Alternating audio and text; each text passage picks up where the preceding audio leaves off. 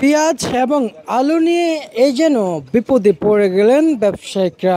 আমদানি প্রচুর থাকায় বেচা বিক্রি কম থাকায় মার্কেটে মজুত হয়ে যাচ্ছে এবং ঘাটতিও দিন যতই যাচ্ছে ততই হচ্ছে।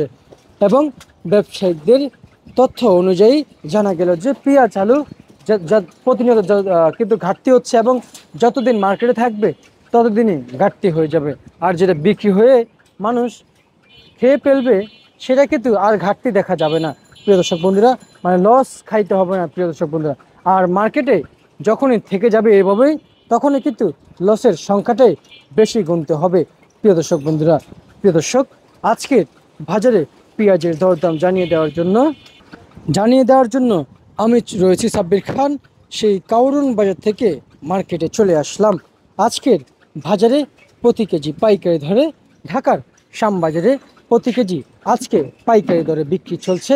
সর্বোচ্চ মাথার বাজার চলছে আজকের চলমান বাজারে পেঁয়াজের ৬২ টাকা, সর্বনিম্ন এই দেশি পেঁয়াজ ৫৮ টাকা বিক্রি চলছে প্রিয় দর্শক বন্ধুরা। যেমন ফরিদপুর পেঁয়াজ এবং রাজবাড়ির পেঁয়াজ আজকে চলছে ৫৮ টাকা থেকে ৬০ টাকা, এবং যেটা হাইব্রিড ভালোটা সেটা মার্কেটে ৬২ টাকা কেজি দরে বিক্রি চলছে, এবং পাবনা হাইব্রিড যেটা ভালোটা মার্কেটে সেটা ৬৩ টাকা কেজি দরে বেচা বিক্রি রয়েছে বর্তমান ঢাকার শ্যামবাজারে বাছাইকৃত প্রিয় দর্শক বন্ধুরা।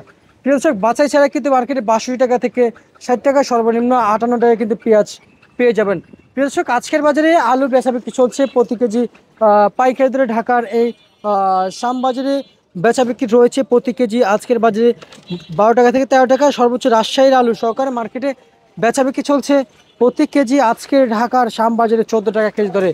কৃষক যেমনটি বাজার দেখছেন আগে থেকে কিন্তু আলুর বাজারে কিছুটা পরিমাণ কম দেখতে পাচ্ছি, এবং আজকের বাজারে দেশি রসুন কিন্তু আজকে সর্বোচ্চ বাজার গিয়েছিল যেটা বাছাইকৃত রসুন, সেটা মার্কেটে ৮০ টাকা বিক্রি চলছে। এবং সচরাচর যে রসুনগুলো পাবেন সর্বনিম্ন কুচি মাথা রসুন ৫৫ টাকা থেকে ৬০ টাকা, মাঝামাঝি দেশি রসুনের কোয়ালিটি বিক্রি চলছে ৬৫ টাকা থেকে ৭০ টাকা কেজি দর বেচা বিক্রি রয়েছে। সর্বোচ্চ ভালোটা আজকে ৮০ টাকা গিয়েছে প্রিয় দর্শক বন্ধুরা।